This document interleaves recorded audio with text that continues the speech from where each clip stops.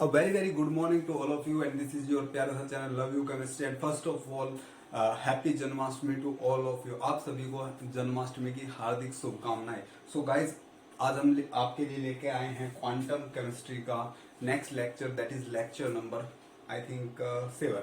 सो अगर आपने पहले के वीडियोस क्वांटम केमिस्ट्री के नहीं देखे हैं तो प्लीज आप जाके क्वांटम केमिस्ट्री के पहले वीडियोस देख लीजिए। उसके लिए आप जस्ट टाइप कीजिए यूट्यूब पे जाके love you chemistry and then मेरा चैनल आ जाएगा। सबसे ऊपर मेरा चैनल होगा और उस चैनल पे आप क्लिक कीजिएगा और क्लिक करते ही वहां पे मेरी वीडियोस खुल जाएगी। वहां पे आप क्वांटम केमिस्ट्री के पूरी प्लेलिस्ट है, वहां पे आप लेक्चर देख सकते हो। ओके, पहले क्वांटम केमिस्ट्री के पहले लेक्चर देखिए, तब जाके आपको लेक्चर समझ में आएगा। ओके, सो अब हम, जैसे कि आप लोगों को पता है, हमने पिछले लेक्चर में पार्टिकल इन बॉक्स देखा था, हमने उसके कुछ बेसिक्स देखे थे। उसमें हमने उसका वेव फंक्शन देखा था, प्रोबेबिलिटी देखा था, कैसे वो बोर्न अप्रोक्सीमेशन को वेरीफाई कर रहे हैं वो आपने देखा था, ठीक है ना। तो ये सब हमने देखा था। आज हम देखने जा रहे हैं, देखो मैं आपको बताता हूँ, अगर मैं कोई भी सिस्टम पढ़ूंगा, अगर मैं कोई भी क्वांटम मैकेनिकल मॉडल पढ़ूंगा, दैट इज योर पीआईबी या योर एसएचओ और योर रिजिड रोटर और योर रिंग, मैं अगर कोई भी सिस्टम पढ़ूंगा तो उसमें मैं सबसे पहले वेव फंक्शन देखूंगा, ठीक है ना। वेव फंक्शन इंपॉर्टेंट है। एनर्जी देखूंगा, लीनियर मोमेंटम देखूंगा और उसका पोजीशन देखूंगा और position means the average value of position. और सबसे बाद में मैं फिर क्या करूंगा, उसके लिए अनसर्टेनिटी प्रिंसिपल को देखूंगा कि वो किस टाइप से वेरीफाई कर रहा है। क्योंकि क्वांटम की बात चले तो यहाँ पे मैक्रो पार्टिकल है और मैक्रो पार्टिकल के लिए हाइजेनबर्ग ने बताया था कि अगर कोई मैक्रो पार्टिकल है तो उसका जो मोमेंटम होगा एंड जो पोजीशन होगा उसको आप एक साथ क्या नहीं कर सकते, एक्यूरेटली कैलकुलेट नहीं कर सकते। इस सारे कुछ रिलेटेड आपका था और उसमें delta x into delta p x और delta x into delta p is greater than equal to h upon 4 ये था। Means the uncertainty in position and the uncertainty in momentum, ये आपका एच अपॉन 4 से बड़ा होता है या इक्वल होता है। इसे हम देखेंगे अनसर्टेनिटी प्रिंसिपल को जब हम वहां पर आएंगे। तो मैंने बताया कि आप हर सिस्टम में क्या करोगे, तो आप ये चीजें हर सिस्टम के लिए आप करोगे। ओके, सो अब हमने वेव फंक्शन देख लिया है, यहाँ पे सिस्टम देख लिया है किस टाइप का है। तो अब हम देख लेते हैं उसके लिए एनर्जी कैलकुलेट करके। एनर्जी कैसे कैलकुलेट करेंगे आपको पता है। एनर्जी के लिए जो ऑपरेटर होता है that is your Hamiltonian and you know the wave function for PIB. Wave function for PIB is 2 by, this is normalized wave function for PIB, that is under root 2 by L, where L is the length, 2 by L sin n pi x upon L, where L is the length of the box and in n is the state number. So this is the wave function for PID. Now apply Hamiltonian on this. When you will apply Hamiltonian on this, okay, what is the Hamiltonian over here? And you know the Hamiltonian is nothing but the total energy, so the kinetic energy operator and potential energy operator. But in case of PIV, potential energy is 0 in the box, so potential energy is 0, so Hamiltonian means the total energy which is equal to the only kinetic energy, means total energy will be the kinetic energy for PIV, for the particle in box. Okay, so apply Hamiltonian on side, this side. You will get what is Hamiltonian over here, that is kinetic energy, means h cross square by 2m d2 over dx2. Apply this on this wave function 2 by L sin n pi x by L. You will get the total energy, means so diagonal value of energy you will get. So this is minus h cross square by 2m under root 2 by L, okay, 2 by L d2 by dx2. When you will apply d2 by dx2, you should apply like this, d by dx. When you will apply first d by dx on this, 1 d by dx on this, you will get, okay, the differentiation of sign is cos, and the differentiation means minus and going s to c means minus to plus, means the differentiation of sign is cos n pi x by L plus cos, okay, and the differentiation of this term is n pi by L. Got it? Now again take the differentiation of this, you will get again minus x cross square by 2m under root 2 by L. Okay, so when you will apply again this operator on this, you will get again n pi by L for this n pi by L, and the differentiation of cos is minus sign, so minus sign will come over here and this will become plus, this will become plus. Okay, so this is sine n pi x by L. So this will be h cross square by 2m into n pi by L to the power 2, and this is root 2 by L sine n pi x by L. As you can see, this is your initial wave function. This is the wave function of particle in box. So what is the eigenvalue? So eigenvalue is this. Just simplify this eigenvalue. Simplify this eigenvalue. You will get, this is n square h cross square pi square, n square h cross square pi square by 2m L square into 2 by L sine n pi x by L. Okay, just take this out. This is the eigenvalue now. So this is n square. What is h cross? H cross is h upon 2 pi, where h is Planck constant. So just put over here, you will get h square pi square upon 2m into L square into 4 pi square. So pi square to pi square cancels. You will get n square h square upon 4 to the 8 m L square. So this is the energy of the particle in box. So the energy of particle in box is n square h square upon 8 m L square. So आपने बहुत लोगों ने सुन रखी होगी, ठीक है ना. तो energy is what? n square h square upon 8 m L square, where h is the Planck constant, n is the number of state, m is the mass of electron, and L is the length of the box और mass of particle, जो particle आपको होगा. So यहाँ तक समझना है. और you can write this n square h cross square pi square by 2m L square. This is the energy formula for PIV. So energy आपने निकाल ली, कोई दिक्कत नहीं. Okay, now you can write one thing. So the energy here, the total energy is equal to the kinetic energy, right? The total energy is what? N square h square upon 8m L square, right? Okay, and the kinetic energy, you know, is p square by 2m. Got it? Okay, so this is n square h square by 8. Okay, now you can find from here p, the value of p square is n square h square into 2m by 8m L square. 2 for the 8, MCL cancel, that will be n square h square upon 4l square. So you can find p mod from here, that will be nh upon 2l. So the value of modulus of p, the value of modulus of p is nh upon 12, where n again is the state number or level number, h is the Planck constant, L is the length of box. This is mod n, this is mod n. Okay, just remember, this is mod n. Okay, not average value of n. Got it? So now energy you got it, and the more linear momentum you got it. Now we will calculate the average, the value for x, means position, the value for linear momentum. Okay, first calculate the value for linear momentum. Okay, when you will apply linear momentum on wave function of PIV, so what is the linear momentum formula? Is minus IH cross d by dx, minus IH cross d by dx, and what is the wave function? That is 2 by L sine n pi x by L. Now as you can see, this is minus IH cross root 2 by L. When you will apply this on this, this will become cos n pi x by L. Now as you can see, your function change, तुम्हारा function ही change हो गया. Function change हो गया तो ये eigen value equation नहीं है. Means psi is not the wave function, psi is not the eigen function of linear momentum in case of PIV. Psi is not the eigen function of in case of PIV. Psi is not the eigen function of linear momentum in case of PIV. और ये था, अगर आप फिर आपने पढ़ा था postulate 4 आपने पोस्टुलेट 3 में देखा था आपने आइगन वैल्यू वाला कंसेप्ट, आइगन वैल्यू का वाला कंसेप्ट यहाँ पे अप्लाई नहीं हो रहा. अब पोस्टुलेट 4 क्या था? अगर आप आइगन वैल्यू नहीं निकाल पा रहे किसी वेव फंक्शन का, तो आप उसके लिए क्या निकालोगे? Average value. तो now you will find the average value of p, the average value of p Okay, just find the average value of P because you are studying one dimensional. So this is generally Px. So the average value of P is what? Average value of P at full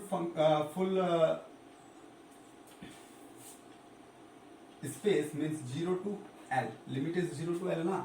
So 0 to L root 2 by L sin n pi x by L and Px root 2 by L sin n pi x by L dx. Okay, ये होगा. Okay, now 2 by L that will become 2 by L.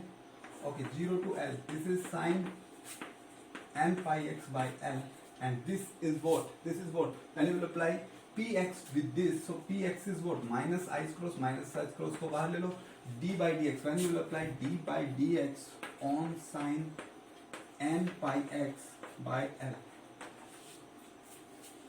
what will you get? You will get minus 2 I h cross by L 0 to L. This is sin n pi x by L. Okay, just apply D by dx on this. You will get what you will get? You will get cos n pi x by L into n pi by L.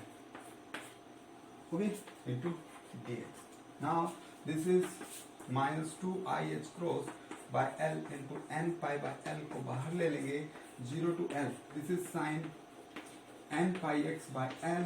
This is cos n pi x by L dx. अब इसे solve कैसे करेंगे? इस integration को कैसे solve करेंगे? तो आप इसे दो टाइप से सोल्व कर सकते हो. अगर आप मैथमेटिक्स अच्छे से जानते हो तो आपको पता है हम 12th क्लास में करते थे, बाई पार्ट करते थे, ठीक है ना. अगर आपके पास uv का इंटीग्रेशन है, अगर आपके पास इंटीग्रेशन में uv है इंटू dx है, तो आप कैसे करते थे? u एज इट इज रखते थे, v का इंटीग्रेशन करते थे, फिर माइनस आप क्या करते थे? u का डिफरेंशिएशन करते थे, u का डिफरेंशिएशन करते थे और v का इंटीग्रेशन करते थे और फिर पूरे का. ये होता था, ठीक है ना. इसे बाय पार्ट करना होगा, लेकिन बाय पार्ट थोड़ा आपका लेंदी होगा. तो इसके लिए आप क्या करोगे? आप सिंपल से एक काम कर सकते हो. आपको आपने एक फॉर्मूला पढ़ा होगा 9th और 10th और 12th क्लास में. क्या फॉर्मूला था? फॉर्मूला ये था कि sin 2a is equal to 2 sin a cos a, or sin 2x you can say sin 2x is equal to 2 sin x cos x. So from here sin a cos a will be equal to, this 2 will come over here, this is sin 2a by 2. Just put this value over here. This is sin a, this is your a, cos a, this is your a. So this will become sin 2a by 2 and 2 will come out. This is minus 2 I h cross by L n pi by L. So 1 by 2 बाहर ले लोगे, 0 to L. This will become sin 2a 2 n pi x by L into dx. Got it? समझ में आ रहा है ना यहाँ तक अच्छे से? चलो आगे सोल्व कर लेते हैं. आगे सोल्व कर लेते हैं. बाद में तो बस एक रिजल्ट आएगा. अब कह रहे हो कि यार ये तो बड़ा कैलकुलेशन हो गया, कैसे करेंगे?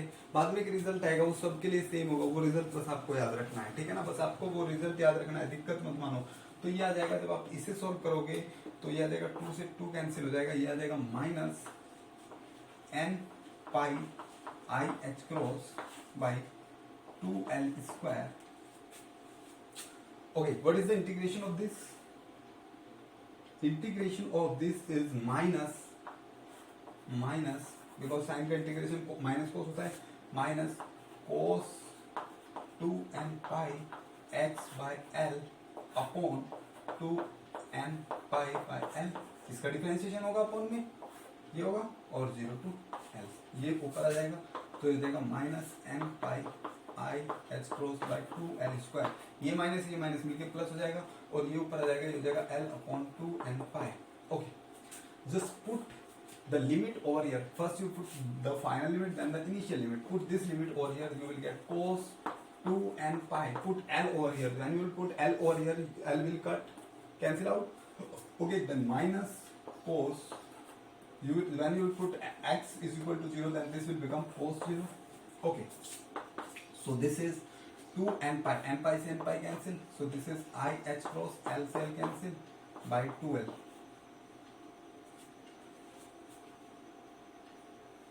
This is something 4L, not 12, 4L। Okay, what is cos 2n pi? So cos wave कुछ ऐसा होता है, ऐसा होता है ना cos वेव। ओके, जीरो पे, जब आप जीरो पे देखोगे ये आपका प्लस वन होता है, जीरो होता है माइनस वन। जीरो पे देखोगे तो जीरो पे क्या है वैल्यू, प्लस वन है। Cos zero plus one, cos pi by two zero, cos pi by two है, पाई बाई टू, ये कोस जीरो है, ये कोस पाई है, ये कोस 3 पाई बाई टू है, ये कोस 2 पाई है, ये कोस 5 पाई बाई टू है, ये कोस 3 पाई है, ठीक है ना, ये कोस 7 पाई बाई टू है, ये कोस 4 पाई है। ऐसे देखो, अब देख लो आप ध्यान से, अगर इस वाले पार्ट में देखो तो आपके जितने भी पाई आ रहे हैं, कोस 2 पाई, 4 पाई, 6 पाई, 8 पाई, मीन्स इवन वाले पाई आ रहे हैं। इधर पाई 3 पाई, 5 पाई, 7 पाई, इधर ओड वाले पाई आ रहे हैं, मीन्स इवन पाई का वैल्यू प्लस वन होता है, कोस पाई ओड पाई का वैल्यू माइनस वन। यहाँ पे कौन सा पाई है, इवन है, यहाँ पे इवन पाई है, तो इवन पाई का प्लस वन होता है, माइनस कोस जीरो का वैल्यू वन होता है, one minus one zero, means आपका जो पी एवरेज वैल्यू है वो कितना आया, जीरो। तो आपको याद रखना है P average value, the average value of linear momentum for PIV is zero। वैसे तो आप जितने भी मॉडल्स पढ़ोगे यहाँ पे, जितने भी आप मॉडल्स पढ़ोगे, एफएक्चो हो या कोई से मॉडल हो, सभी मॉडल में P एवरेज का वैल्यू क्या होगा, जीरो होगा, एक्सेप्ट हाइड्रोजन एटम, क्योंकि मॉडल इनकी बात कर रहा हूँ जितने भी आपके मोशन पे डिपेंडेंट मॉडल्स हैं, ठीक है ना, तो सब में P एवरेज क्या होगा, जीरो। तो पार्टिकल बॉक्स का P एवरेज कितना आ गया, जीरो। ओके, अब मुझे निकालना है पोजीशन के लिए वैल्यू। सो जब मैं पोजीशन ऑपरेटर को अप्लाई करूंगा वेव फंक्शन के ऊपर 2/L sign n pi x by l, और इसके ऊपर अप्लाई करूंगा, तो देखो ये जनरली क्या करता है पोजीशन ऑपरेटर, जस्ट मल्टीप्लाई करेगा तो x आएगा, x एक वेरिएबल है, आइगन वैल्यू नहीं देगा, तो x भी क्या नहीं कर रहा, आइगन वैल्यू नहीं दे रहा है। This function is also known the eigen function of position operator. So you will calculate the what average value, so average value of x, what will the average value, that will be 0 to L, 2/L यहाँ पे कर लोगे, sin n pi x by L, okay, x sin d, ये करोगे। Okay guys, आप इसे solve करना, solve कैसे करोगे, देखो ध्यान से, जब ये इसके ऊपर अप्लाई होगा, चलो मैं दिखाता हूँ, फिर आप कर लेना, ठीक है ना, कर लोगे आप सोल्व, मुझे पता है। n pi x by l, मैंने आपको फर्स्ट सोल्व करके दिखा दिया। जब मल्टीप्लाई करोगे तो ये जस्ट आ जाएगा आपके पास x sine n pi x by l dx। अब आप देखोगे तो ये क्या आ जाएगा, 2/L 0 to L, this is sine square n pi x by l into x dx। इसे आप फिर से बाई पार्ट कर सकते हो, क्या कर सकते हो, बाई पार्ट, ठीक है ना, इसे बाई पार्ट कर लेना, आ जाएगा आपका आंसर। सो यहाँ से जो x का एवरेज वैल्यू आएगा वो आएगा L/2। So the average value of L/2 is the average value of position is nothing but L/2, means this point, your average value will lie over here, somewhere over here. This is 0, this is L, so it will lie somewhere over here. Let's say I have the box 0 to 2a, so what will be the value of x average? So half of this means a. Got it? Okay, let's say you have the box, minus a/2 to plus a/2. So what will be the value, somewhere over here? And what is the midpoint of both these points? That will be 0. Means in this case, in this type of PIV, the average value of x is 0, and in this case that is the a/2 or L/2. ठीक है ना? समझ में? Means you will remember that the average value of position is nothing but the midpoint of the box. Got it? कर लोगे, and the average value of linear momentum, is what? 0.